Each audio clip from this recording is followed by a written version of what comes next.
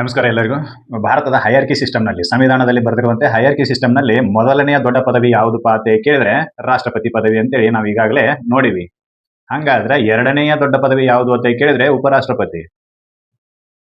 ಉಪರಾಷ್ಟ್ರಪತಿ ಈ ಉಪರಾಷ್ಟ್ರಪತಿಯ ಬಗ್ಗೆ ಹೇಳ್ತಕ್ಕಂಥ ವಿಧಿ ಯಾವುದು ಅಂತಂದ್ರೆ 63. ಸಂವಿಧಾನದಲ್ಲಿ ಉಪರಾಷ್ಟ್ರಪತಿಯ ಬಗ್ಗೆ ಉಲ್ಲೇಖ ಮಾಡಿರ್ತಕ್ಕಂಥ ವಿಧಿ ಯಾವುದಪ್ಪ ಅಂತಂದ್ರ ಆರ್ಟಿಕಲ್ 63, ಸಂವಿಧಾನದ ಕಲಂ 63. ಇದು ಏನ್ ಹೇಳ್ತೈತಿ, ಇದ್ರ ವಿಶೇಷತೆ ಏನು ಅನ್ನೋದೇ ಇವತ್ತಿನ ಚರ್ಚಾ ವಿಷಯ. ಏನ್ ಹೇಳ್ತೈತಿ ಆರ್ಟಿಕಲ್ 63 ಅಂತ ಕೇಳಿದ್ರೆ there shall be a vice president of India ಅಂತ ಹೇಳ್ತಾರೆ. ಭಾರತಕ್ಕೆ ಒಬ್ಬ ರಾಷ್ಟ್ರಪತಿ, ಉಪರಾಷ್ಟ್ರಪತಿ ಇರಬೇಕು. ರಾಷ್ಟ್ರಪತಿ ಅಲ್ಲ, ಉಪರಾಷ್ಟ್ರಪತಿ ಇರಬೇಕು. ರಾಷ್ಟ್ರಪತಿ ಇರಬೇಕು ಅಂತ ಹೇಳಿದ್ದು ಆರ್ಟಿಕಲ್ 52. ಉಪರಾಷ್ಟ್ರಪತಿಯ ಬಗ್ಗೆ ಹೇಳಿದ್ದು ಆರ್ಟಿಕಲ್ 63. ಏನು, ಭಾರತಕ್ಕೆ ಒಬ್ಬ, ಶಾಲ್ ಬಿ ಅಂತ ಬರೀತಾರೆ, ಕಂಪಲ್ಸರಿ. ಆಮೇಲೆ ಎ ಅಂತೇಳಿ ಬರೀತಾರೆ. ಎ ಮೀನ್ಸ್ ಸಿಂಗಲ್, ಒಬ್ಬನೇ. ಭಾರತಕ್ಕೆ ಒಬ್ಬನೇ ಉಪರಾಷ್ಟ್ರಪತಿ ಇರಬೇಕು ಅಂತೇಳಿ ಆರ್ಟಿಕಲ್ 63 ಕ್ಲಾರಿಫೈ ಮಾಡ್ತೈತಿ, ಸ್ಪಷ್ಟಪಡಿಸ್ತೈತಿ. ಇಲ್ರಿ ಸರ್, ಒಂದ್ ಇಬ್ರು ಮೂರ್ ಮಂದಿ ಇದ್ರೆ ಏನಾಕೈತಿ, ಏನಾಗೋದೈತ್ರಿ ಅಂತ ಕೇಳ್ಬೋದು ನೀವು. ಅಥವಾ ಉಪರಾಷ್ಟ್ರಪತಿ ಇಲ್ಲದೆ ಇದ್ರೆ ಏನಾಗೋದೈತ್ರಿ ಅಂತ ಕ್ವಶನ್ ರೈಸ್ ಆಗ್ತೈತಿ. ಸಂವಿಧಾನದೊಳಗೆ ಬರ್ದಾರ ಬಿಡ್ರಿ, ಅದೇನಿಲ್ಲ. ಆದ್ರೆ ಇಲ್ಲೇ ಇದ್ರೆ ಏನಾಕೈತ್ರಿ? ಭಾರತಕ್ಕೆ ಒಬ್ಬ ಪ್ರಧಾನಿ ಇದಾನೆ, ಒಬ್ಬ ಪ್ರಧಾನಿ. ಉಪ ಪ್ರಧಾನಿಯನ್ನ ಆಯ್ಕೆ ಮಾಡ್ಬೇಕಂತೇಳಿ ಏನಿಲ್ಲ, ಅದೇ ಪ್ರಧಾನಿನೇ ಕೆಲಸ ಮಾಡ್ಕೊಂಡು ಹೋಗ್ತಾನೆ. ಭಾರತದ ರಾಜ್ಯಗಳಲ್ಲಿ ಇರ್ತಕ್ಕಂಥ ಸಿಎಂಗಳು, ಮುಖ್ಯಮಂತ್ರಿಗಳು ಒಬ್ಬೊಬ್ಬರು ಇರ್ತಾರೆ. ಉಪರಾಷ್ಟ್ರಪತಿ ಉಪ ಮುಖ್ಯಮಂತ್ರಿಗಳನ್ನು ಒಬ್ಬೊಬ್ಬರನ್ನ ಮಾಡಿರ್ತಾರೆ. ಒಂದೊಂದು ರಾಜ್ಯದೊಳಗೆ ಮಾಡಿರ್ತಾರೆ, ಒಂದೊಂದು ರಾಜ್ಯದೊಳಗೆ ಮಾಡಿರಂಗಿಲ್ಲ. ಒಂದೊಂದು ರಾಜ್ಯದೊಳಗೆ 2-3 ಉಪ ಮುಖ್ಯಮಂತ್ರಿಗಳು ಇರ್ತಾರೆ. ಹಂಗ ಭಾರತಕ್ಕೆ ಒಬ್ಬನ ಉಪರಾಷ್ಟ್ರಪತಿ ಯಾಕೆ ಬೇಕ್ರಿ ಸರ್, ಇಬ್ರು ಮೂರು ಮಂದಿನ ಮಾಡ್ರೆ ಏನಾಗೋದಿತ್ತು ಅಂತೇಳಿ ಕೇಳ್ಬೋದು ನೀವು. ಆಮೇಲೆ ಉಪರಾಷ್ಟ್ರಪತಿ ಇಲ್ಲದೆ ಇದ್ರು ನಡೀತಿತ್ತಲ್ಲ ಸರ್, ರಾಷ್ಟ್ರಪತಿ ಒಬ್ಬರಿದ್ರ ಹಾಕಿತ್ತಲ್ಲ ಅಂತೇಳಿ ಅನ್ಬಹುದು. ಯಾಕೆ ಈ ಕ್ವಶನ್ಗಳು ಅರೈಸ್ ಆಗ್ತಾವ ಅಂತಂದ್ರೆ ನಾವು ಈಗಾಗಲೇ ಈ ಕ್ವಶನ್ಗಳಿಗೆ ಆನ್ಸರ್ ಮಾಡ್ಕೊಂಡು ಬಂದಿವಿ. ಒಂದು ಕ್ವಶನ್ ಅನ್ನ ಬಿಟ್ಟಿವಿ ಅಷ್ಟೇ. ಏನಪ್ಪಾ ಅಂತಂದ್ರೆ ಭಾರತದಲ್ಲಿ ಒಬ್ಬನೇ ಉಪರಾಷ್ಟ್ರಪತಿ ಇರಬೇಕು, ಇಬ್ರು ಮೂರು ಮಂದಿ ಇದ್ರೆ ಏನಾಕೈತಿ ಅಂತೇಳಿ, ಗದ್ದಲ್ ಏನಾಕೈತಿ ಅಂತೇಳಿ ನೋಡ್ಬೇಕಷ್ಟೇ. ಈಗ ಏನ್ ಹೇಳ್ತೈತಿ ಆರ್ಟಿಕಲ್ 63 ಸ್ಪಷ್ಟಪಡಿಸ್ತೈತಿ. ಒಂದು ಪದವಿಯನ್ನು ಸೃಷ್ಟಿ ಮಾಡ್ತೈತಿ. ಭಾರತದಲ್ಲಿ ಒಂದು ಪದವಿ ಇರಬೇಕು. ಆ ಪದವಿ ಯಾವುದಪ್ಪ ಅಂತಂದ್ರೆ ಉಪರಾಷ್ಟ್ರಪತಿಯ ಪದವಿ. ಉಪರಾಷ್ಟ್ರಪತಿಯ ಪದವಿಯನ್ನು ಸೃಷ್ಟಿ ಮಾಡೋದು ಆರ್ಟಿಕಲ್ 63. ಒಬ್ಬನೇ ಉಪರಾಷ್ಟ್ರಪತಿ ಇರಬೇಕು ಅಂತೇಳಿ ಹೇಳ್ತೈತಿ. ಹೈಯಾರ್ಕಿ ಸಿಸ್ಟಮ್ದೊಳಗೆ ರಾಷ್ಟ್ರಪತಿಯ ನಂತರದ ಸ್ಥಾನ ಯಾರಿಗೆ? ಉಪರಾಷ್ಟ್ರಪತಿಗೆ ಐತಿ. ಭಾರತದಲ್ಲಿ ಸಂವಿಧಾನಿಕವಾಗಿ ದೊಡ್ಡ ಪದವಿ ಯಾವುದಪ್ಪ ಅಂತಂದ್ರೆ ರಾಷ್ಟ್ರಪತಿ. ಅವನ ನಂತರದಲ್ಲಿ ಯಾರಪ್ಪ ಅಂತಂದ್ರೆ ಉಪರಾಷ್ಟ್ರಪತಿ. ಈಗ ಒಂದನೇ ಕ್ವಶನ್ ಆನ್ಸರ್ ಮಾಡೋಣ. ಉಪರಾಷ್ಟ್ರಪತಿ ಇಬ್ರು ಮೂರು ಜನ ಇದ್ರೆ ಏನಾಕಿತ್ತು ಅಂತೇಳಿ ಆನ್ಸರ್ ಮಾಡೋಣ. ಏನಾಕಿತ್ತು ಅಂತೇಳಿ ನೋಡೋಣ. ಈ ಹಿಂದಿನ ವಿಡಿಯೋಗಳಲ್ಲಿ ನಾವು ರಾಷ್ಟ್ರಪತಿಯ ಬಗ್ಗೆ ಚರ್ಚೆ ಮಾಡುವ ಸಂದರ್ಭದಲ್ಲಿ ಏನ್ ಹೇಳಿವಿ ಅಂತಂದ್ರ ರಾಷ್ಟ್ರಪತಿಯ ಹಠಾತ್ ನಿಧನ, ಏನು ಹಠಾತ್ ನಿಧನ ಅಥವಾ ರಾಜೀನಾಮೆ ಅಥವಾ ಮಹಾಭಿಯೋಗ, ಈ 3 ವಿಧಗಳಿಂದ ರಾಷ್ಟ್ರಪತಿಯ ಪದವಿ ಖಾಲಿ ಆಕೈತಿ. ಈ ರಾಷ್ಟ್ರಪತಿ ಪದವಿ ಖಾಲಿ ಆದಾಗ ಉಪರಾಷ್ಟ್ರಪತಿ, ಏನು ವೈಸ್ ಪ್ರೆಸಿಡೆಂಟ್, ಉಪರಾಷ್ಟ್ರಪತಿ ರಾಷ್ಟ್ರಪತಿ ಆಕಾರೆ. ಉಪರಾಷ್ಟ್ರಪತಿ ರಾಷ್ಟ್ರಪತಿಯಾಗಿ ಕೆಲಸ ಮಾಡ್ತಾರೆ ಅಂತೇಳಿ ಹೇಳಿವಿ ನಾವು ಹಿಂದಿನ ವಿಡಿಯೋಗಳಲ್ಲಿ. ರಾಷ್ಟ್ರಪತಿಯ ಬಗ್ಗೆ ಚರ್ಚೆ ಮಾಡಬೇಕಾದ ಸಂದರ್ಭಗಳಲ್ಲಿ ಉಪರಾಷ್ಟ್ರಪತಿ ರಾಷ್ಟ್ರಪತಿಯಾಗಿ ಕೆಲಸ ಮಾಡ್ತಾನೆ ಯಾವಾಗ ರಾಷ್ಟ್ರಪತಿ ಪದವಿ ಅಥವಾ ಕಚೇರಿ ಖಾಲಿಯಾದಾಗ. ರಾಷ್ಟ್ರಪತಿಯ ಕಚೇರಿ ಖಾಲಿ ಯಾವಾಗ ಆಕೈತಿ? ರಾಷ್ಟ್ರಪತಿಯ ಹಠಾತ್ ನಿಧನ, ರಾಜೀನಾಮೆ, ಮಹಾಭಿಯೋಗ. ಈ 3 ಪ್ರಕ್ರಿಯೆಗಳ ಮೂಲಕ ರಾಷ್ಟ್ರಪತಿಯ ಆಫೀಸುವ ಕಚೇರಿ ಖಾಲಿ ಆಗಿರ್ತೈತಿ, ವೇಕೆಂಟ್ ಇರ್ತೈತಿ. ಆವಾಗ ಉಪರಾಷ್ಟ್ರಪತಿ ರಾಷ್ಟ್ರಪತಿಯಾಗಿ ಕಾರ್ಯನಿರ್ವಹಿಸ್ತಾರೆ. ಹೌದಾ? ಈಗ ಸದ್ಯದ ಪರಿಸ್ಥಿತಿ ಬರೋಣ. ಇಲ್ಲಿ ಬರೀತಾರೆ ದೇರ್ ಶಾಲ್ ಬಿ ಒಬ್ಬನೇ ಒಬ್ಬ ಉಪರಾಷ್ಟ್ರಪತಿ ಇರಬೇಕು. ತಪ್ಪಿ ಇಬ್ರು ಮೂರು ಮಂದಿನ ನಾವು ವೈಸ್ ಪ್ರೆಸಿಡೆಂಟ್ ಮಾಡಿದ್ವಿ ಅಂತಂದ್ರೆ, ವೈಸ್ ಪ್ರೆಸಿಡೆಂಟ್ ಇಬ್ರು ಮೂರು ಮಂದಿನ ಮಾಡಿದ್ವಿ ಅಂತಂದ್ರೆ ಏನ್ ಗದ್ದಲ ಸ್ಟಾರ್ಟ್ ಆಕೈತಿ? ನಾ ರಾಷ್ಟ್ರಪತಿ ಆಗ್ತೀನಿ, ನಾ ರಾಷ್ಟ್ರಪತಿ ಆಗ್ತೀನಿ, ನಾ ರಾಷ್ಟ್ರಪತಿ ಆಗ್ತೀನಿ ಅಂತ ಹೇಳಿ ಇಬ್ರು ಮೂರು ಮಂದಿ ಒಳಗೆ ಜಗಳ ಸ್ಟಾರ್ಟ್ ಆಕೈತಿ. ಯಾರನ್ನ ಮಾಡ್ಬೇಕು? ಪ್ರಾಕ್ಟಿಕಲ್ ಕ್ವಶನ್ ಇದು. ಹೌದಾ?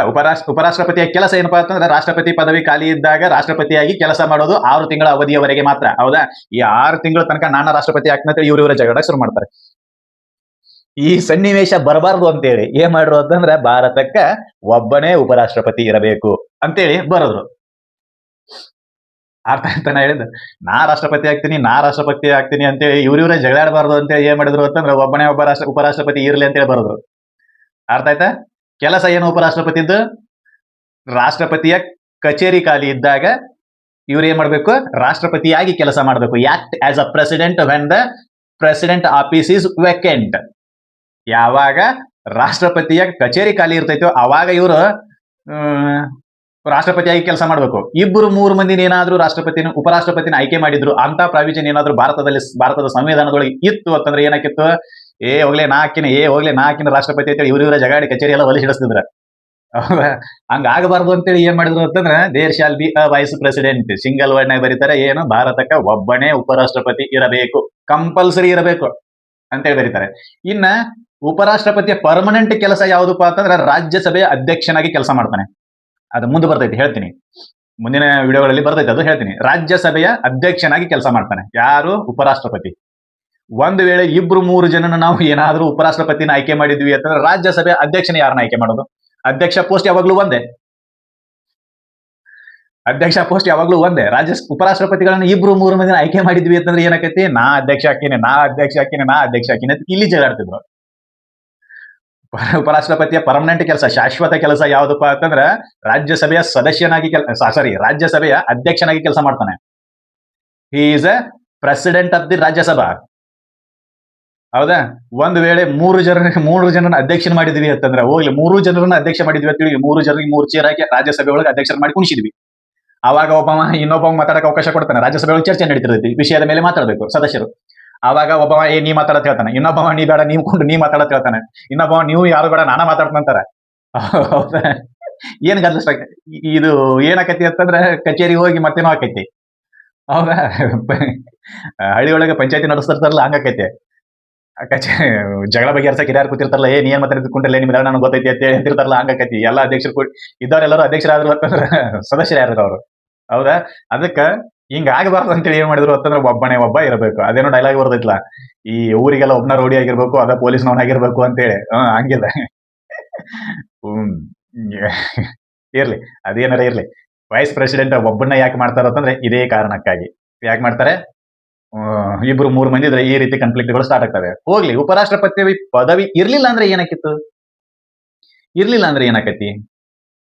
There is no existence of the post for the vice president ಅಂತೇಳಿ ಬರ್ದಿದ್ರು ಅಂತಂದ್ರೆ, ಸಂವಿಧಾನದೊಳಗೆ ಉಪರಾಷ್ಟ್ರಪತಿ ಪದವಿಯ ಬಗ್ಗೆ ಬರದೇ ಇದ್ರೆ ಅಂದ್ರೆ ಏನಾಕಿತ್ತು ಅಂತಂದ್ರೆ 6 ತಿಂಗಳ ಕಾಲ ಯಾವಾಗಾದ್ರೂ ರಾಷ್ಟ್ರಪತಿ ಪದವಿ ಅಥವಾ ಕಚೇರಿ ಖಾಲಿ ಇತ್ತು ಅಂತಂದ್ರೆ ಅದನ್ನ ಕಾರ್ಯನಿರ್ವಹಿಸೋರು ಯಾರು? ಹಠಾತ್ ಆಗಿ ಆ ಪದವಿ ಖಾಲಿ ಆದಾಗ, ರಾಷ್ಟ್ರಪತಿ ಪದವಿ ಖಾಲಿ ಆದಾಗ ರಾಷ್ಟ್ರಪತಿಯಾಗಿ ಕಾರ್ಯನಿರ್ವಹಿಸಲು ಒಬ್ರು ಸೆಕೆಂಡ್ ಲೈನ್ ಲೀಡರ್ಸ್ ಬೇಕಾಗಿತ್ತು. ಎರಡನೇ ಹಂತದ ನಾಯಕರು ಬೇಕಲ್ಲ, ಬ್ಯಾಕಪ್ ಬೇಕಲ್ಲ, ಅದಕ್ಕೆ ಕೊಡೋರು ಬೇಕಲ್ಲ. ಆವಾಗ ಹಿಂಗ ಆಗಬಾರ್ದು. ಯಾಕಂತಂದ್ರೆ ರಾಷ್ಟ್ರಪತಿ ಪದವಿ ಯಾವಾಗ್ಲೂ 1 ಗಂಟೆನೂ ಕೂಡ ಖಾಲಿ ಇರಬಾರ್ದು. ಹೌದಾ? ಅದಕ್ಕೆ ಏನ್ ಮಾಡಿದ್ರು ಅಂತಂದ್ರೆ, 6 ತಿಂಗಳ ಗಟ್ಟಲೆ ಎಲೆಕ್ಷನ್ ನಡೆಸಲಾರ್ದ ಹಂಗ ಇಟ್ಟು ಬ್ಯಾಡ ಕತೆ ಅಂತೇಳಿ ಏನ್ ಮಾಡಿದ್ರು ಅಂತಂದ್ರೆ 6 ತಿಂಗಳವರೆಗೂ ಕೇವಲ 1 ದಿನ ಅಲ್ಲ 1 ಗಂಟೆವರೆಗೂ ಏನಾಗಬಾರ್ದು ಅಂತಂದ್ರೆ ರಾಷ್ಟ್ರಪತಿ ಪದವಿ ಖಾಲಿ ಇರಬಾರ್ದು. ನಾವೇನಾದ್ರೂ ಉಪರಾಷ್ಟ್ರಪತಿ ಪದವಿಯನ್ನ ಕ್ರಿಯೇಟ್ ಮಾಡಿರ್ಲಿಲ್ಲ ಅಂತಂದ್ರೆ, ನಾವಲ್ಲ, ನಮ್ಮ ಸಂವಿಧಾನದ ನಿರ್ಮಾತೃಗಳು ಮುಂದಾಲೋಚನೆ ಮಾಡಿ ಉಪರಾಷ್ಟ್ರಪತಿ ಪದವಿಯನ್ನ ಕ್ರಿಯೇಟ್ ಮಾಡಿರ್ಲಿಲ್ಲ ಅಂತಂದ್ರೆ ಏನಕ್ಕಿತ್ತು ಅಂತಂದ್ರೆ ಕೆಲವೊಂದಿಷ್ಟು ಬಿಕ್ಕಟ್ಟಿನ ಸಮಯದಲ್ಲಿ ರಾಷ್ಟ್ರಪತಿನೇ ಇರ್ತಿರ್ಲಿಲ್ಲ. ರಾಷ್ಟ್ರಪತಿ ಕೆಲಸ ಏನಪ್ಪಾ ಅಂತಂದ್ರೆ ಕಾರ್ಯಾಂಗದ ಮುಖ್ಯಸ್ಥನಾಗಿ ಕೆಲಸ ಮಾಡ್ತಾನೆ. ಎಲ್ಲ ಕಾರ್ಯಾಂಗದ ಕಾರ್ಯಗಳು ಅವನ ಹೆಸರಿನಲ್ಲಿ ನಡೀತವೆ. ಒಂದು ವೇಳೆ ಉಪರಾಷ್ಟ್ರಪತಿ ಪದವಿ ಸಂವಿಧಾನದಲ್ಲಿ ಬರಿದೇ ಇದ್ರೆ, ಉಪರಾಷ್ಟ್ರಪತಿ ಪದವಿಯ ಬಗ್ಗೆ ಸಂವಿಧಾನದಲ್ಲಿ ಉಲ್ಲೇಖ ಇರದೇ ಇದ್ರೆ, ರಾಷ್ಟ್ರಪತಿಯ ಪದವಿ ಖಾಲಿ ಆದಾಗ ರಾಷ್ಟ್ರಪತಿಯಾಗಿ ಕೆಲಸ ಮಾಡುವ ವ್ಯಕ್ತಿ ಸಿಗ್ತಿರ್ಲಿಲ್ಲ. ಇಲ್ರಿ ಸರ್, ಸುಪ್ರೀಂ ಕೋರ್ಟ್ ನ ನ್ಯಾಯಮೂರ್ತಿಗಳು ಇದಾರಲ್ರಿ ಸರ್, ಉಪರಾಷ್ಟ್ರಪತಿ ಇಲ್ಲದೆ ಇದ್ದಾಗ ಅವ್ರು ಕೆಲಸ ಮಾಡ್ತಾರಲ್ಲ ಅಂತ ಕೇಳ್ಬೋದು. 6 ತಿಂಗಳ ಗಟ್ಟಲೆ ಸುಪ್ರೀಂ ಕೋರ್ಟ್ ನ ನ್ಯಾಯಮೂರ್ತಿ ಏನಾದ್ರೂ ಕೆಲಸ ಮಾಡಿದ ಅಂತಂದ್ರೆ ನ್ಯಾಯ ಬಗೆಹರಿಸೋರು ಯಾರು? ಕೋರ್ಟ್ ನ ಕಲಾಪ ನಡೆಸೋರು ಯಾರು? There is an question. ಅದು ಕೂಡ ಅಲ್ಲಿ ಬರ್ತೈತಿ. ಅರ್ಥ ಆಯ್ತಾ? ಈಗ ಮತ್ತೊಂದು ಕ್ವಶನ್ ಅರೈಸ್ ಆಗ್ತೈತಿ. ಸುಪ್ರೀಂ ಕೋರ್ಟ್ ನ ಮುಖ್ಯ ನ್ಯಾಯಮೂರ್ತಿಯ ಅಧಿಕಾರ ಅವಧಿ ಎಷ್ಟಪ್ಪ? 65 ವರ್ಷ. ಅವಂಗ 65 ವರ್ಷ ಆಗೋ ತನಕ ಅಧಿಕಾರದೊಳಗೆ ಇರ್ತಾನೆ. ಇಲ್ಲ 5 ವರ್ಷ ಅವ್ರದ್ದು. ಯಾವ್ದು ಮೊದಲು 5 ವರ್ಷ ಅಥವಾ 65 ವರ್ಷ, ಅದ್ರಾಗ ಯಾವ್ದು ಮೊದಲು ಅವ್ರು ಇಳಿದು ಹೋಗ್ತಾರೆ, ಹೋಗ್ಬೇಕ. ಈಗ 65 ವರ್ಷ ಆಗಿರ್ತೈತಿ. ಏನು ಮುಖ್ಯ ನ್ಯಾಯಾಧೀಶರ ಕಾಲಾವಧಿ ಎಷ್ಟಪ್ಪ ಅಂತಂದ್ರೆ 65 ವರ್ಷ. 65 ವರ್ಷ ಆದ್ರೆ ರಿಟೈರ್ಮೆಂಟ್ ಆಗ್ಬೇಕು, ಅವ್ರು ಅಧಿಕಾರದಿಂದ ಕೆಳಗಿರಬೇಕು. ಈಗ ಉಪರಾಷ್ಟ್ರಪತಿ ಪದವಿ ಖಾಲಿ ಐತಿ, ಉಪರಾಷ್ಟ್ರಪತಿ ಪದವಿಯ ಬಗ್ಗೆ ಬರದೇ ಇಲ್ಲ.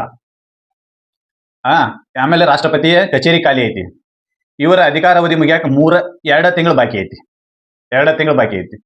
2 ತಿಂಗಳಾದ್ರೆ ಇವ್ರು 65 ವರ್ಷ ತುಂಬತೈತಿ. ಇವ್ರು ಮುಖ್ಯ ನ್ಯಾಯಾಧೀಶರ ಪದವಿಯಿಂದ ಕೆಳಗಿಳಿಬೇಕು. ಇವರು 2 ತಿಂಗಳ ಅಷ್ಟನ್ನ ರಾಷ್ಟ್ರಪತಿಯಾಗಿ ಕೆಲಸ ನಿರ್ವಹಿಸಬೇಕು. ಇನ್ನು ಉಳಿದ ಅವಧಿಗೆ ಎಲೆಕ್ಷನ್ ಆಗಿ ಆಯ್ಕೆ ಆಗುವವರೆಗೂ ಯಾರು ಮಾಡಬೇಕು? ಈಗ ಮುಖ್ಯ ನ್ಯಾಯಾಧೀಶ ಸೂರ್ಯಕುಮಾರ್ ಸಾಹೇಬ್ರು ಇದಾರೆ. ನಮ್ಮ ದ್ರೌಪದಿ ಮುರ್ಮು ಮೇಡಮ್ ಅವರು ಈಗಾಗಲೇ ಪದವಿಯಿಂದ ಇಳದಾರ ಅಂತೇಳಿ ಕನ್ಸಿಡರ್ ಮಾಡೋಣ, ವೇಕೆಂಟ್ ಐತಿ.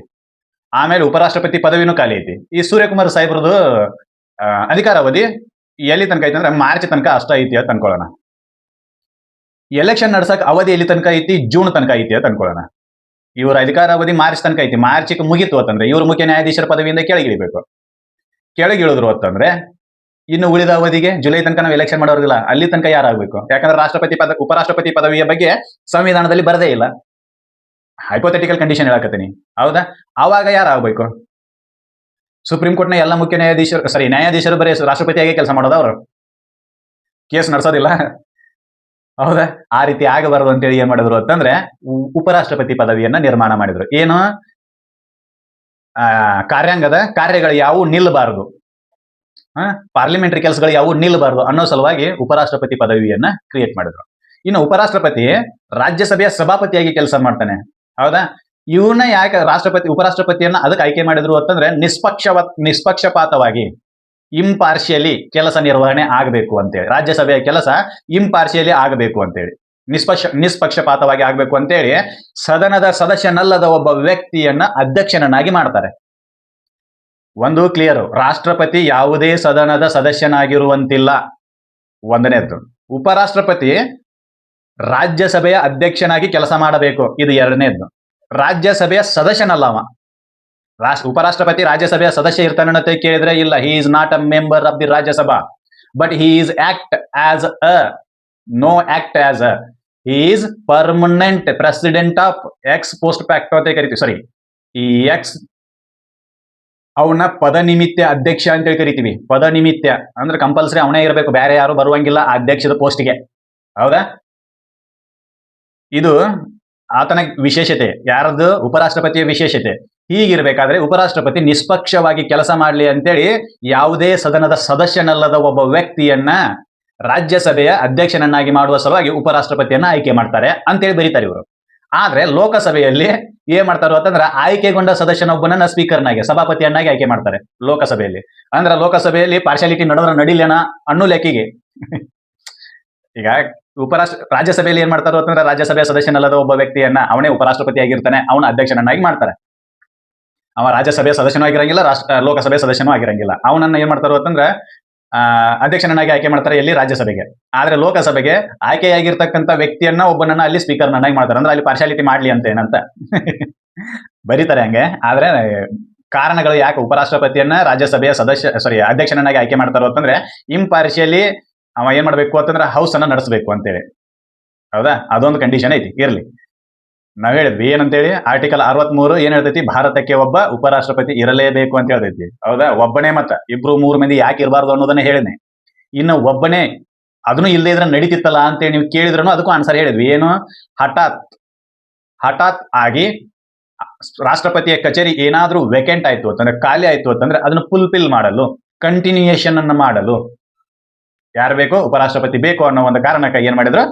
ಆ ಪದವಿಯನ್ನ ಸೃಷ್ಟಿ ಮಾಡಿದ್ರು. ಇದು ನೆನಪಲ್ಲಿ ಇರಬೇಕು. ಇದಿಷ್ಟು ಆರ್ಟಿಕಲ್ 63 ವಿಶ್ಲೇಷಣೆ. ಇನ್ನು ಮುಂದೆ ಉಪರಾಷ್ಟ್ರಪತಿಯ ಕೆಲಸಗಳೇನೋ, ಅವ ಹೆಂಗ ಆಯ್ಕೆ ಆಗ್ತಾನೆ, ಅವೆಲ್ಲ ಕಂಟಿನ್ಯೂಯೇಷನ್ ಅದಾವೆ, ಅದನ್ನ ಹೇಳೋಣ. ಇದರಲ್ಲಿ ನೀಡಿರ್ತಕ್ಕಂಥ ಮಾಹಿತಿ ನಿಮಗೆಲ್ಲರಿಗೂ ಇಷ್ಟ ಆಗೈತೆ ಅಂತ ನಾನು ಅನ್ಕೊಂತೀನಿ. ಇಷ್ಟ ಆಗಿತ್ತು ಅಂದ್ರೆ ಈ ಮಾಹಿತಿಯನ್ನ ಎಲ್ಲರಿಗೂ ಸರ್ಕ್ಯುಲೇಟ್ ಮಾಡ್ರಿ, ನಮ್ಮ ಚಾನೆಲ್ ಅನ್ನ ಸಬ್ಸ್ಕ್ರೈಬ್ ಮಾಡ್ರಿ, ಆಮೇಲೆ ಲೈಕ್ಸ್ ಕಮೆಂಟ್ ಮಾಡ್ರಿ ಅಂತ ಹೇಳ್ತಾ ಮುಂದಿನ ವಿಡಿಯೋದಲ್ಲಿ ಮತ್ತೆ ಭೇಟಿ ಆಗೋಣ. ಅಲ್ಲಿವರೆಗೂ ಧನ್ಯವಾದಗಳು.